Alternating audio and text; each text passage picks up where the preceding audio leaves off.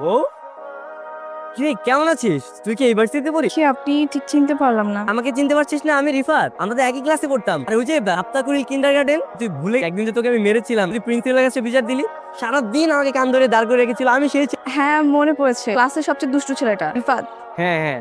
তো এখানে কি তুইও কি এই ইউনিভার্সিটির? আরে না নাচতে বই না, আমি তো আইডিয়াল ডিগ্রি কলেজে পড়ি। তো এখানে কি করতেছিস? একটু এদিকে আয় না, আমার বন্ধুদের সাথে এখানে এসেছি। ওরা বলেছে তোদের ভার্সিটিতে নাকি অনেক সুন্দর সুন্দর মেয়ে আছে। একটা মেয়ে দেখতে এসেছি। ছি, তুই না ভালো হইলি। এটা কি কোনো খারাপ কাজ নাকি? ঠিক আছে দেখতে থাক, পছন্দ হলে বলিস, সেটিং করিয়ে দিব। ঠিক আছে চল তাহলে। কোথায় যাবো? ভুলে গেছিস? আমি তো তোকে আগে তেঁতুলের আচার খাওয়াতাম। চল। আজকে না রে, অন্য একদিন যাই।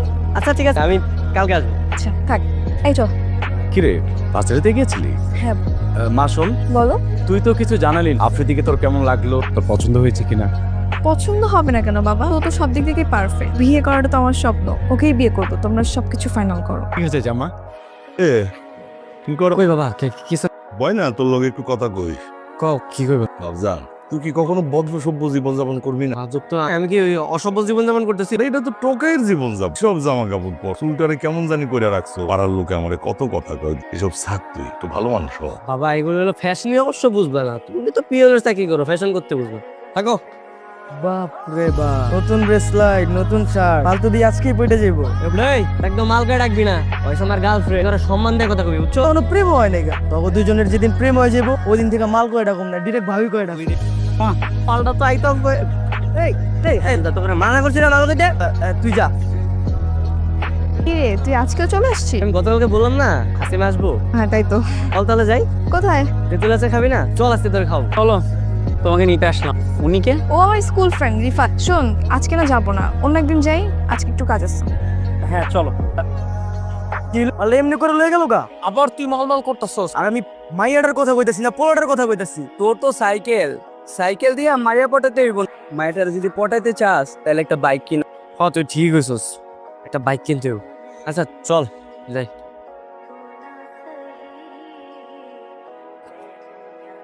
কি হইলো, তুই এমন করতেছিস কেন? আর বাইক লাগবো, আমার আজকে বাইক লাগবো। এত টাকা এখন আমি কই পাবো বাপ? তুই পেবে বলে আর তাহলে বাইক লাগবো, আমার আরো বাইক কিনে দিবা তুমি। তোর মা চিকিৎসার জন্য অনেক টাকা খরচ হয়েছে। সাইকেল লাগে চেক করিস না বাপ। সব কথা খারাপ হইতেছ, আমি পরে কিনা দিব। মার চিকিৎসা করার সব টাকা শেষ হয়ে গেছে মানে? মার চিকিৎসা করার দায়িত্ব তোমার না? আর বউয়ের চিকিৎসা করার দায়িত্ব তোমার। আমার জন্ম দিছে কে? কিন্তু তোমার কইছিলাম আমার জন্ম দিতে। আমার যখন জন্ম দিছো, আমার সব শখ আল্লাহ পূরণ করার দায়িত্ব তোমার। তুমি কালকের মধ্যে তুমি আমার বাইক কিনে দিবা। আপনাদের বাইক না কিনে দিছো, আমি কিন্তু সুইসাইড করবো কইছিলাম। বাবা আল্লাহ, তোর বাইক বাবা? আমরা কইছে আমার আনন্দ ভাইব লাগবো, আমি কম দামে বাইক চালাবো না। বাবা রে, ধার দেনা কইরা সেকেন্ড হ্যান্ড মার্কেট থেকে বাইকটা কিনছিল। এই বছর তুই এটা চালাবা। তোর আমি কথা দিতেছি, সামনের বছর তুই যেটা কইছস সেটা আমি তোকে কিনা দিব। কথা মনে থাকবো তো? হ। ঠিক আছে।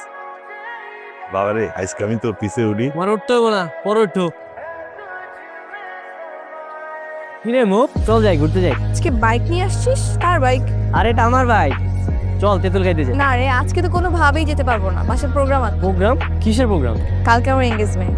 ওই তো আমার ফিয়ান্সিও চলে আসছে। ফিয়ান্সে মানে তুই কি বিবাহিত? ধোকা নাকি তুই? এই হলো তো জামাই বলতাম, হবু জামাইকে ফিয়ান্সি বলে। কালকে আমার এঙ্গেজমেন্ট, তো আজকে বাসা তাদের ফিরতে হবে। আচ্ছা ঠিক আছে।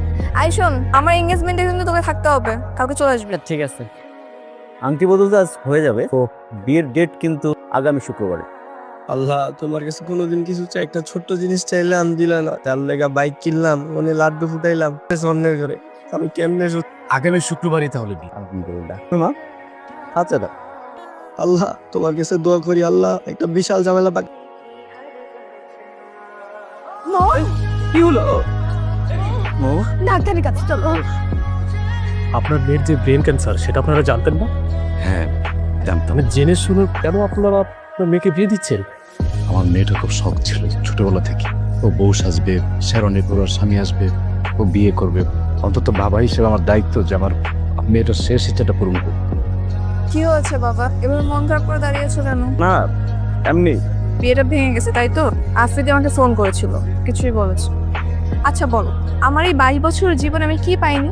ভালো পড়াশোনা, স্কুল কলেজ, এরকম আলিশান একটা বাড়ি, তার চেয়ে বড় কথা তোমাদের মতো ভালো বাবা মা। আমার কিসের অভাব?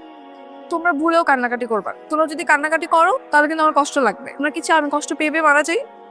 তাহলে একদম কান্নাকাটি করা যাবে। আমার কেন কান্না করতেছো? কান্না করে যাও।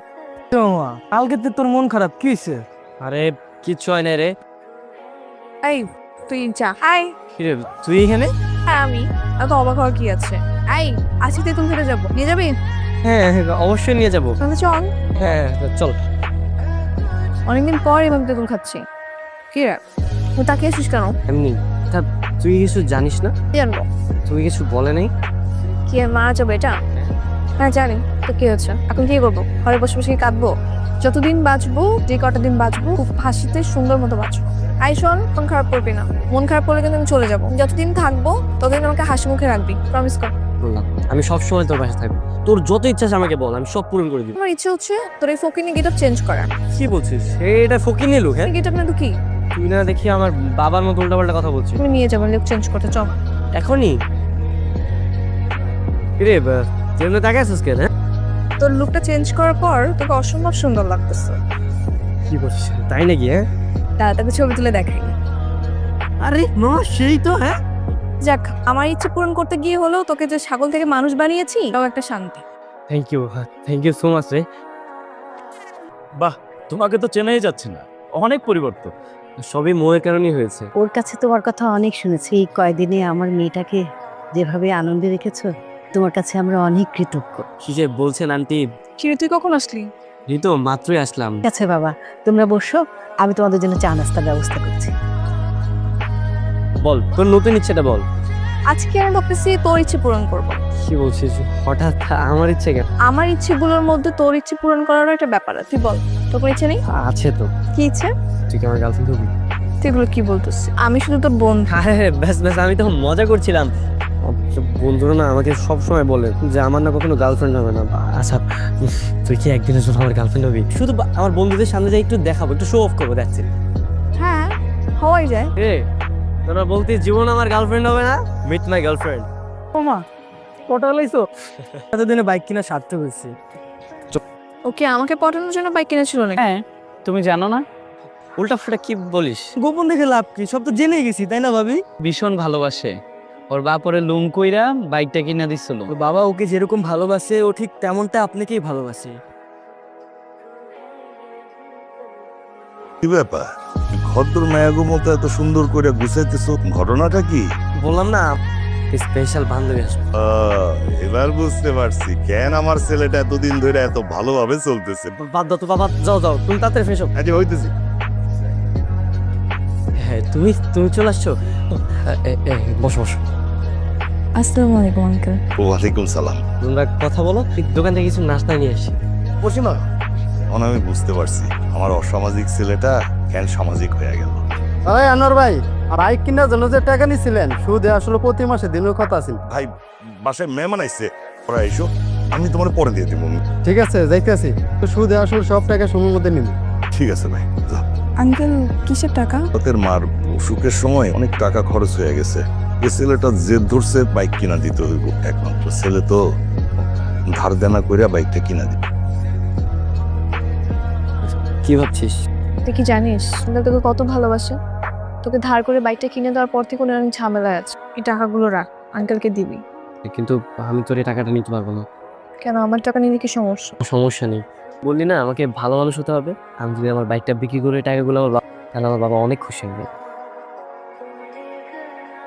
থ্যাংক ইউ রে।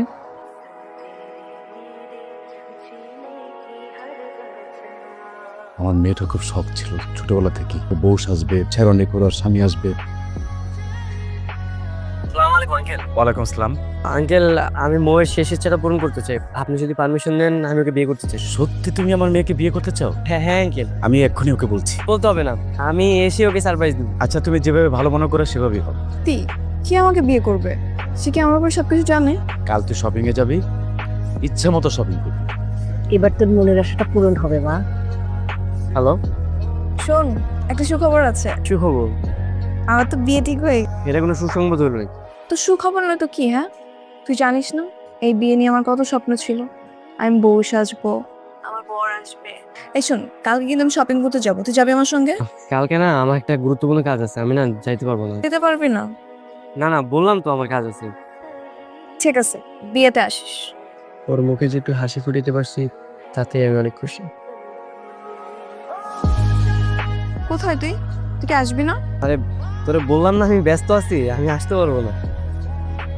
মেয়েটারে জানাইলে সমস্যাটা কি? ওর আকাশ ভরা ভালোবাসাটা না আমি সামনাসামনি দেখতে চাই, তাই ওরে সারপ্রাইজ দিব। মেয়েটা অনেক খুশি হইব, তাই তো? ও বাবা, বাবার আজকে যদি বাইকটা বিক্রি না, তুই বাইকে যাইতে পারতি। জামাই মানুষ এভাবে হাইটা যাবি? কেন আমার বন্ধুর বাইক নিয়ে তো কি হয়েছে? আমরা সামনে থেকে একটা গাড়ি ভাড়া করে চলে যাই। চলো চলো, সেটাই করি, চল চল। বাবা, আমার না ওই বউয়ের সামনে যাইতে একটু তেমন নার্ভাস নার্ভাস লাগতেছে। আসতো আমার একটু দই মেরে দাও, একটু ফু দিয়ে দাও।